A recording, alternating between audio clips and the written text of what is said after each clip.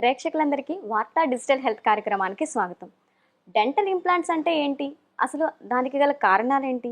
ఇలాంటి విషయాలన్నీ మనతో మాట్లాడడానికి మన ముందున్నారు డాక్టర్ విజయసింహరాజు గారు, ప్రోస్టోడెంటిస్ట్ అండ్ ఇంప్లాంటాలజిస్ట్. వారితో మాట్లాడి మరిన్ని వివరాలు తెలుసుకుందాం. నమస్తే సార్. నమస్తే మేడం. సార్, అసలు డెంటల్ ఇంప్లిమెంట్ అంటే ఏంటి సార్? డెంటల్ ఇంప్లాంట్స్ అనేది ఏదైనా కారణం వల్ల దంతాలు కానీ లేకపోతే ఏదైనా టీత్, ఫ్రంట్ టీత్ కానీ బ్యాక్ టీత్ కానీ పడిపోయిన ఎడల దాన్ని రీప్లేస్ చేసుకునే దానికి ఈ న్యాచురల్ వేలో ఉండే ఒక రీప్లేస్మెంటే ఈ డెంటల్ ఇంప్లాంట్స్. ఫర్ ఎగ్జాంపుల్, పన్ను బాగా పుచ్చిపోయి దంతం ఇరిగిపోయి పడిపోతుంది, ఒక్కోసారి రూట్ కెనాల్ చేయలేని పరిస్థితి వస్తుంది. అప్పుడు ఆ దంతం తీసేస్తాం, ఎక్స్ట్రాక్ట్ చేసేసి ఆ దంతం పొజిషన్లో ఒక స్క్రూ అమరుస్తాం. ఆ స్క్రూ అమర్చేసి ఒక 3 months ఆగినాక అది బోన్లో ఆసియో ఇంటిగ్రేషన్ అవుతుంది, బోన్లో పార్ట్ ఆఫ్ ద బోన్ అయిపోతుంది. దాని మీద 3 months తర్వాత ఈ టూత్ అనేది అమరుస్తాం అనమాట. This is the dental implant. అంటే ఎవరికి చేయొచ్చు సార్? మనం ఎలాంటి పరిస్థితుల్లో ఉన్న వారికి ఈ డెంటల్ ఇంప్లాంట్ అనేది మనం ప్రిఫర్ చేస్తాం సార్? ఇది 14 ఏళ్ల వయసు పిల్లల నుంచి 75-80 ఏళ్ళ వృద్ధుల దాకా అందరూ చేసుకోవచ్చు. ఇది వయసు అనేది లిమిటేషన్ కాదు, కానీ చిన్న పిల్లలకు చేయమండి. 14 ఏళ్ళ పిల్లల తర్వాతే చేస్తాము. ఎల్డర్లీ పీపుల్ 80 కావచ్చు, 85 కావచ్చు, 90 కావచ్చు, వాళ్ళ జనరల్ హెల్త్ కండిషన్ బాగా ఉండి ఇంప్లాంట్ పెట్టేదానికి అనుగుణంగా ఎముక గనుక ఉంటే కనుక, విడ్త్ కానీ హైట్ కానీ లెంగ్త్ ఆఫ్ ద బోన్ ఉంటే అప్పుడు మనం డెంటల్ ఇంప్లాంట్స్ ఏ ఏజ్ వారికైనా చేయొచ్చండి. సార్, ఈ డెంటల్ ఇంప్లాంట్ అనేది పేషెంట్స్కి ఏ సందర్భాల్లో ఉపయోగపడుతుంది, అవసరం అనేది వస్తుంది? ఫర్ ఎగ్జాంపుల్, పండ్లు బాగా పుచ్చిపోయినా కానీ, లేదా ఏదైనా యాక్సిడెంట్ అయ్యి దంతాలు పడిపోయినాయి అనుకోండి, ఆ సందర్భాల్లో కానీ, లేదా చిగుర్ల వ్యాధి వచ్చి ఎముక వీక్ అయిపోయి దంతాలు పడిపోతే ఆ తర్వాత ఆ natural way of replacing the టీత్ను ఒకవేళ మనకు బాగా పేషెంట్ ఎఫిషియెంట్గా ఫంక్షన్ చేయగలగాల, బాగా తినగలగాలి అంటే ఈ డెంటల్ ఇంప్లాంట్స్ అనేది చాలా సహకారపడతాయి అన్నమాట.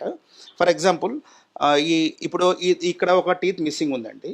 మామూలుగా జనరల్గా మనం ఏం చేస్తామంటే ఈ పండు ముందర దంతం వెనక దంతం మరగతీసేసి ఇలా ఒక బ్రిడ్జ్ అమరుస్తాం. ఇట్లా బ్రిడ్జ్ అమర్చడం వల్ల మనం వెనక దంతాన్ని ముందర దంతాన్ని అరగదీయడం వల్ల కొద్దిగా డ్యామేజ్ చేస్తాం. ఈ డ్యామేజ్ చేయకుండా ప్రివెంట్ చేసే దానికోసమే డెంటల్ ఇంప్లాంట్స్ అనేది మార్కెట్లోకి వచ్చాయి. అండ్ డెంటల్ ఇంప్లాంట్స్ వచ్చినాక ఎక్కడైతే దంతం పోయిందో అక్కడ డెంటల్ ఇంప్లాంట్ సర్జరీ చేసి మనం అమరుస్తామండి. అది అమర్చినాక 3 months ఆగుతాం. ఆ 3 months వల్ల ఆ బోన్లో ఆ డెంటల్ ఇంప్లాంట్ అనేది ఇమిడిపోతుంది. That is called as osseointegration. Once it is osseointegrated, ఆ తర్వాత మనం 3 నెలల తర్వాత పేషెంట్ పిలిచి ఇలా దంతం అనేది పెడతాం. అది న్యాచురల్ వే ఆఫ్ రీప్లేస్మెంట్. అప్పుడు ఈ పక్క దంతం ఆ పక్క దంతం అనేది మనం టచ్ చేయము and patient can function in a natural way. Sir, ఈ డెంటల్ ఇంప్లాంట్ అనేది చేయకపోతే ఏమవుతుంది సార్? ఇప్పుడు మనకి దాని ముందు టీత్ ఉంటుంది, తర్వాత టీత్ కూడా ఉంటుంది. సో మధ్యలో మనకు ఒక గ్యాప్ వచ్చింది, దానివల్ల మనకి ఎటువంటి ప్రాబ్లమ్స్ ఉంటాయంటారు? అవునండి. సో ఇలా మిస్సింగ్ టీత్ ఉండడం వల్ల వెనక దంతాలు లేదా ముందర దంతాలు డ్రిఫ్ట్ అవుతాయండి. That is called yes pathological migration. పన్ను పోయిన తర్వాత మనం రీప్లేస్మెంట్ చేయకపోతే దంతాలు అనేది పాథలాజికల్ మైగ్రేషన్ అంటే వెనక దంతాలు ముందరికి, ముందర దంతాలు వెనక్కి డ్రిఫ్ట్ అవుతాయండి. డ్రిఫ్ట్ కావడం వల్ల పండ్ల మధ్యలో గ్యాప్స్ అనేది ఏర్పడతాయి. ఈ గ్యాప్స్ వల్ల ఏమవుతుందంటే తిన్న పదార్థాలంతా దాంట్లో ఇరుక్కొని ఈ టీత్ కని డీకే అనేది అవుతుంది అండి, కేరీస్ అనేది వస్తుంది. ఆ కేరీస్ వల్ల అన్నెసరీగా న్యూ ప్రాబ్లమ్స్ అనేది డెవలప్ అవుతుంది. అది ప్రివెంట్ చేయడానికి we have to restore that. అంటే ఏదైతే దంతం మనకు దెబ్బతినిందో లేదా ఏదైతే దంతం మనకు పడిపోయిందో ఆ దంతాన్ని రీప్లేస్ చేయాలి. ఆ రీప్లేస్ చేసే పద్ధతి ఈ డెంటల్ ఇంప్లాంట్స్. సార్, జనరల్గా ఇందులో ఏమైనా రకాలు ఉంటాయా సార్ డెంటల్ ఇంప్లాంట్స్లో మనకి? అవునండి, డెంటల్ ఇంప్లాంట్స్లో చాలా రకాలు ఉన్నాయి. For example, immediate dental implants అంటామండి.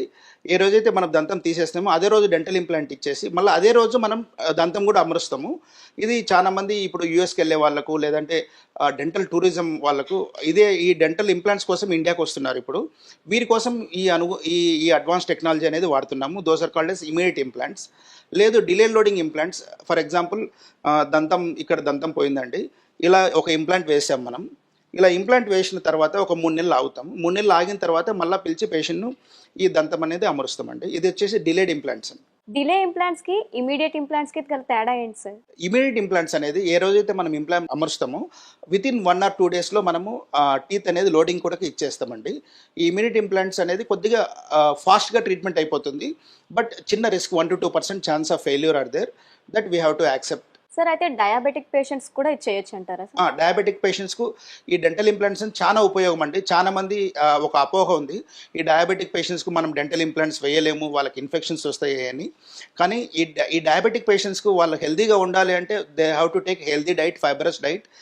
ఎప్పుడైతే వాళ్ళకి దంతాలు లేవో వాళ్ళు మళ్ళీ కార్బోహైడ్రేటెడ్ సాఫ్ట్ డైట్, పిండి పదార్థాలు తినడానికి ప్రయత్నిస్తారు. దానివల్ల వాళ్ళకి ఇంకా షుగర్ లెవెల్స్ అనేది పెరుగుతాయి. మనం ఎప్పుడైతే వీళ్ళకి ఈ డయాబెటిక్ పేషెంట్స్కు దంతాలు లేని వాళ్ళకు మనం దంతాలు అమర్చడం వల్ల వాళ్ళు fibrous food and they can eat a healthy food so that they can lead a healthy life.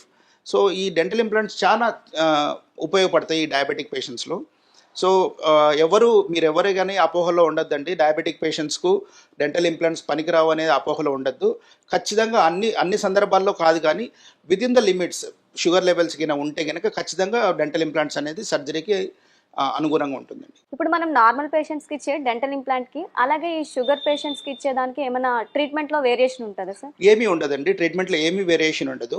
Sugar levels 200 to 250 లోపల ఉంటే కనుక పోస్ట్ ప్రాండియల్ షుగర్ లెవెల్స్ కనుక మనం ఈ డెంటల్ ఇంప్లాంట్ ట్రీట్మెంట్స్ అనేది చేయొచ్చండి.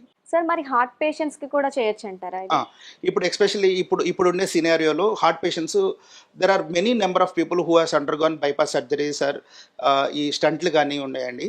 వాళ్ళకందరికీ బ్లడ్ థిన్నర్స్ అనేది ఒక కంపల్సరీగా లైఫ్ సేవింగ్ డ్రగ్ వాళ్ళందరూ వాడుతుంటారు. ఈ డెంటల్ ఇంప్లాంట్ ప్రొసీజర్ అనేది ఒక మైనర్ డెంటల్ సర్జికల్ ప్రొసీజర్ అండి, where some amount of bleeding will be there.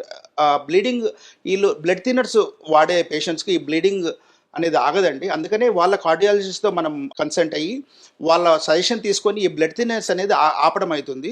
ఒక 3 రోజుల నుంచి 5 రోజులు బ్లడ్ థిన్నర్స్ ఆపుతామండి. ఆ మధ్యలో మనం సర్జరీ అనేది చేస్తాము.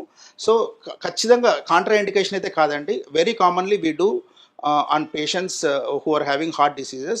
There is no contraindication of dental implants for heart patients. అంటే ఏ ఏజ్ గ్రూప్ వారైనా ఎలాంటి ప్రాబ్లమ్స్ ఉన్న వాళ్ళన్నా ఇది చేసుకోవచ్చు? ఎస్ డెంటల్ ఇంప్లాంట్స్కి ఏమీ కాంట్రా ఇండికేషన్స్ లేవని. ఈ డెంటల్ ఇంప్లాంట్ చేసుకున్న తర్వాత ఫుడ్ డైట్లో వాళ్ళకి ఏమైనా మార్పులు చేర్పులు ఉంటాయంటారా? ఫస్ట్ ఎగ్జాంపుల్, ఈ డెంటల్ ఇంప్లాంట్స్ ఈ ఫుల్ మౌత్ రీహాబిలిటేషన్ అనుకోండి. పైన ఒక 6 డెంటల్ ఇంప్లాంట్స్, కింద ఒక 6 డెంటల్ ఇంప్లాంట్స్, పైన ఒక 14 దంతాలు, కింద ఒక 14 దంతాలు అమర్చడం జరుగుతుందండి. ఈ పేషెంట్స్లో ఒక first 3 months that osteointegration period కొద్దిగా సాఫ్ట్ డైట్ తీసుకోమని చెప్తామండి, మరీ హార్డ్ డైట్ కాకుండా. After 3 months once we give permanent teeth, they can eat regular diet whatever they wanted in a regular way. మనం రోజువారీగా మనం ఏం తినగలుగుతున్నామో అన్నీ తినగలుగుతారండి వాళ్ళు. జాంకాయ తినగలుగుతారు, లేదా యాపిల్ తినగలుగుతారు, వాళ్ళు బాదాం తినగలుగుతారు, లేదా పిస్తా పప్పు తినగలుగుతారు. వాళ్ళు ఏ రకమైన ఫుడ్ ఐటమ్ అయినా తినగలుగుతారండి. అంటే సార్ ఇది లైఫ్ టైం ప్రొటెక్షన్ ఉంటుందా? ఈ డెంటల్ ఇంప్లాంట్స్ అనేది ఎంతకాలం ఉంటాయి ఈ పేషెంట్కి ఫంక్షన్లో ఉంటాయి అంటే లైఫ్ లాంగ్ ఉంటాయండి. ఇవి న్యాచురల్ టీత్ లాగే ఉంటాయి. At the same time patient side నుంచి కూడా మెయింటెనెన్స్ అనేది ఇంప్రూవ్ కావాలా. ఆల్రెడీ ఒకసారి దంతాలు పోగొట్టుకుని దేవుడి ఇచ్చిన దంతాలు మనకు పోయినాయి, but whatever the third set of the teeth which we are giving we have to protect them. Every 6 months dental అపాయింట్మెంట్స్కి వచ్చి వాళ్ళు చెక్ చేయించుకుంటూ ఉండాలండి ఈ dental implants. How is the condition, if at all any problem is there, they have to get the treatments very fast. మనకి సర్వసాధారణంగా మనకి సహజంగా ఏవైతే టీత్స్ మనకు బై బర్త్ వచ్చాయో ఆ టీత్స్ అనేవి కూడా కొంతకాలానికి అరగడం అని, ఆ తర్వాత కొన్ని క్యావిటీస్ అని, కొన్ని రకాల డిసీజెస్ అనేవి కూడా వస్తూ ఉంటాయి. అలాంటిది మరి ఇవి లైఫ్ టైం, అదే వన్స్ మనం కనుక ఈ డెంటల్ ఇంప్లాంట్ చేసిన తర్వాత ఇది లైఫ్ టైం కూడా కాస్తుంది అంటున్నారా? ఎస్ మేడం, ఈ న్యాచురల్ టీత్ లాగా దంతాలు పుచ్చిపోవడము అనేది ఉండదండి దీనికి. కానీ ఎముక వ్యాధి ఎట్లా న్యాచురల్ టీత్కి ఉంటుందో ఈ ఇంప్లాంట్స్ కూడా పెరి ఇంప్లాంటైటిస్ అని ఉంటుందండి, జింజవల్ డిసీజ్ లాగే. ఈ పెరి ఇంప్లాంటైటిస్ని ప్రివెంట్ చేయాలంటే ఎవరీ 6 monthsకి వచ్చి ఇంప్లాంట్ మెయింటెనెన్స్ థెరపీ అని చేయించుకోవాలా. సేమ్ లైక్ న్యాచురల్ టీత్కి ఎలాగైతే మనం స్కేలింగ్ చేయించుకుంటాము, ఇంప్లాంట్స్ కూడా అలా స్కేలింగ్ చేయించుకుంటూ ఉండాలా. ఏదైనా ప్రాబ్లం పెద్దది కాకముందే ఇనిషియల్ ప్రివెన్షన్ మెథడ్ చేస్తే ఈ ఇంప్లాంట్స్ అనేది లైఫ్ లాంగ్ మనకు ఫంక్షన్లో ఉంటాయండి. అసలు మన సహజంగా వచ్చే టీత్కి ఈ ఇంప్లాంట్ చేస్తే వచ్చే టీత్కి గల తేడాలు ఏమంటారు? ఏమీ తేడాలు లేవండి. మీరు చూస్తే గనక అసలు మనం కనుక్కోలేమండి న్యాచురల్ టీతా లేకపోతే ఇవి డెంటల్ ఇంప్లాంట్స్ అనేది. మనకి ఎక్స్రేలో మాత్రమే తెలుస్తుందండి డెంటల్ ఇంప్లాంట్స్కు తేడా ప్లస్ న్యాచురల్ టీత్ అనేది తేడా. బయట ఫంక్షన్లో కానీ, లేదంటే ఎస్థెటిక్స్ లుక్స్లో కానీ, లేదంటే స్పీచ్ ఫోనెటిక్స్ మనం మాట్లాడేటప్పుడు కానీ ఏమీ తేడాలు రావండి. ఇది పర్ఫెక్ట్ న్యాచురల్ టీత్ ఎలా ఉన్నాయో అలాగనే ఉంటున్నాయి. ఓకే సార్, ఈ డెంటల్ ఇంప్లాంట్ తర్వాత మనము పేషెంట్స్కి ఏమైనా గైడ్ చేస్తామా సార్? అంటే మార్నింగ్ ఈవినింగ్ మనం బ్రష్ చేసుకోవాలి. అవునండి, ఇది మంచి క్వశ్చన్. అందరూ డెంటల్ ఇంప్లాంట్స్ మేము చేయించుకున్నాక మాకు ఇంకేమీ ప్రాబ్లం ఉండదు కదా లైఫ్లో అనే అపోహలో ఉంటారు. ఈ న్యాచురల్ టీత్కి ఎలా మెయింటెనెన్స్ చేస్తామో మనము డెంటల్ ఇంప్లాంట్స్ కూడా మెయింటెనెన్స్ అలాగనే చాలా important. In fact we have to take care more care for dental implants compare to natural teeth. Daily twice brushing is compulsory అండి, and 6 months once dental visit is very much needed, and scaling is very much needed in every 6 months. And కొందరు పేషెంట్స్కు ఈ calculus అనేది ఎక్కువ ఉంటుందండి. అట్లా పేషెంట్స్కి every 3 months పిలిచి ఈ డెంటల్ ఇంప్లాంట్స్ చుట్టూ ఉన్న పెరిగిపోయిన క్యాల్కులస్ అంతా క్లీన్ చేయించుకోవడం అనేది మేము అడ్వైస్ చేస్తాం. సార్ ఇవి ఫెయిల్ అయ్యే ఛాన్సెస్ ఏమైనా ఉంటాయా? అవునండి, దీనికి డెంటల్ ఇంప్లాంట్స్కి ఫెయిల్యూర్ అయితే ఉన్నాయండి. ఎలాగైతే మన న్యాచురల్ టీత్ రీజన్ పడిపోవడానికి రీజన్ ఏదైతే బోన్ అరిగిపోవడం వల్లనో, లేకపోతే చిగుర్ల వ్యాధి రావడం వల్లనో, లేదంటే ఏదైనా యాక్సిడెంట్ అయ్యి హిట్ వల్ల దెబ్బ తగలడం వల్ల ఏదైనా దంతాలు పోతాయి కదా, అలాగనే దీనిలో కూడా చిగుర్ల వ్యాధి పెరి ఇంప్లాంటైటిస్ అంటామండి. ఈ పెరి ఇంప్లాంటైటిస్ వల్ల ఈ బోన్ అనేది ఇంప్లాంట్ చుట్టుపక్కల బోన్ అనేది దెబ్బతింటుందండి. ఆ టైంలో డెంటల్ ఇంప్లాంట్స్ ఫెయిల్ అవుతాయి. సో ఇవి ఫెయిల్ కాకుండా చూసుకునే బాధ్యత డెంటిస్ట్ది అండ్ పేషెంట్ది అండి. ఆల్రెడీ వాళ్ళు ఒకసారి ఒక ట్రామాలోకి వెళ్ళిపోయారు, they lose the teeth, we are replacing the teeth and we are regaining their confidence at the same time. And we have to educate them, వాళ్ళని పేషెంట్ని ఎడ్యుకేట్ చేయాలా, వాళ్ళు రెగ్యులర్గా వచ్చి ఆ మెయింటెనెన్స్ థెరపీస్ చేయించుకునేది అనేది.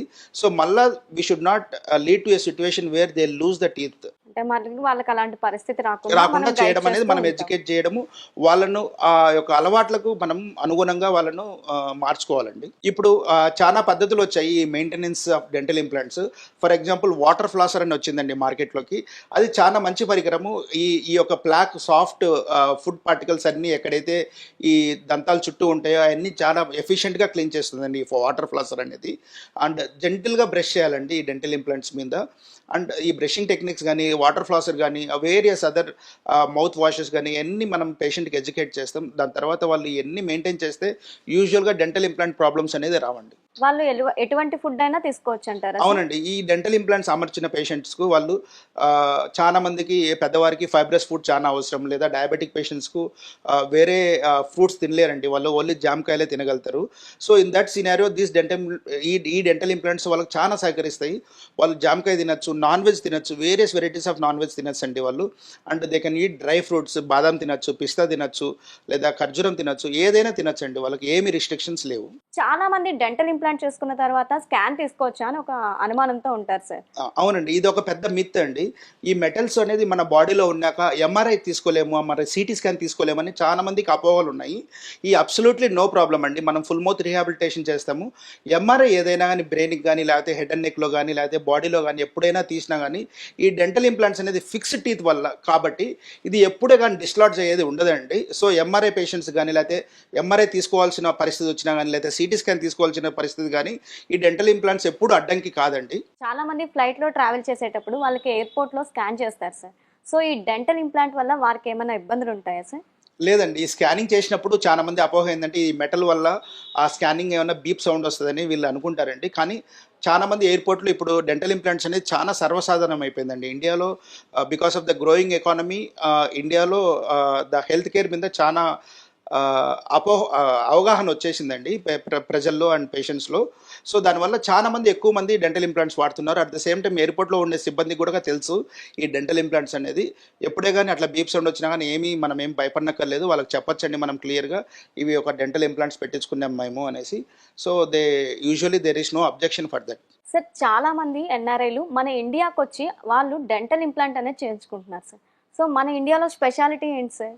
మన ఇండియాలో quality care is in par with US or UK or any other western countries అండి.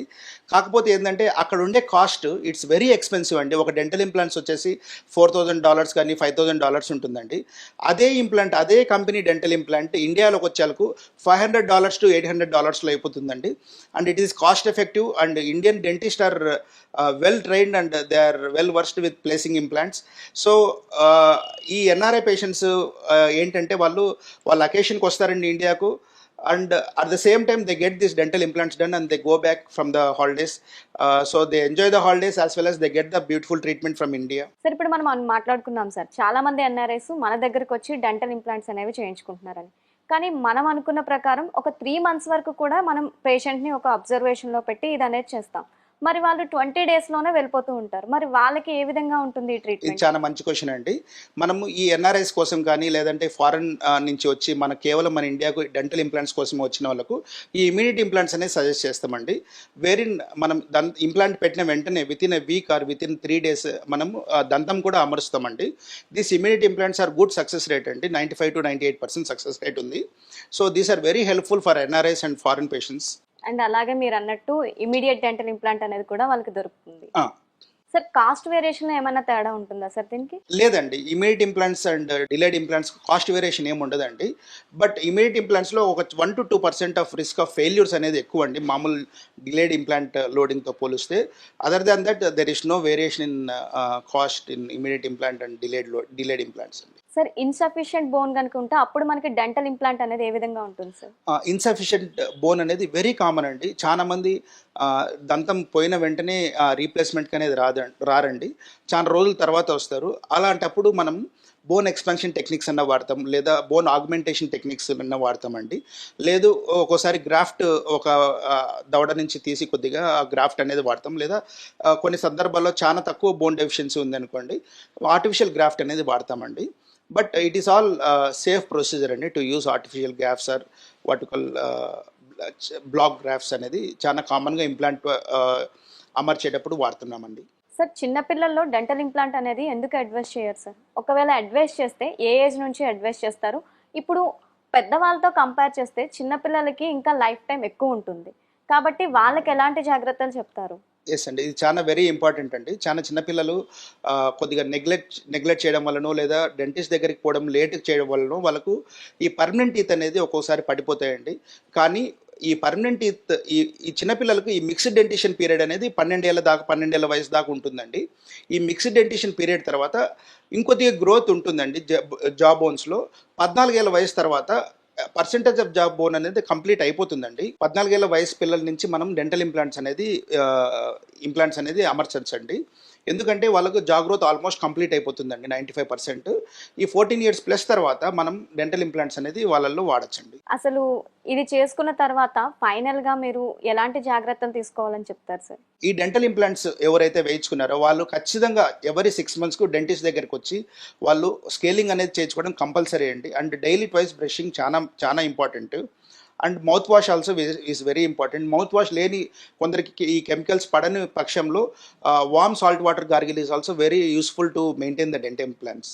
సో మనం ఎటువంటి ఫుడ్ అయినా తీసుకోవచ్చు, అలాగే మనం రెగ్యులర్గా 6 monthsకి ఒకసారి చెకప్ చేసుకుంటూ ఉండాలి.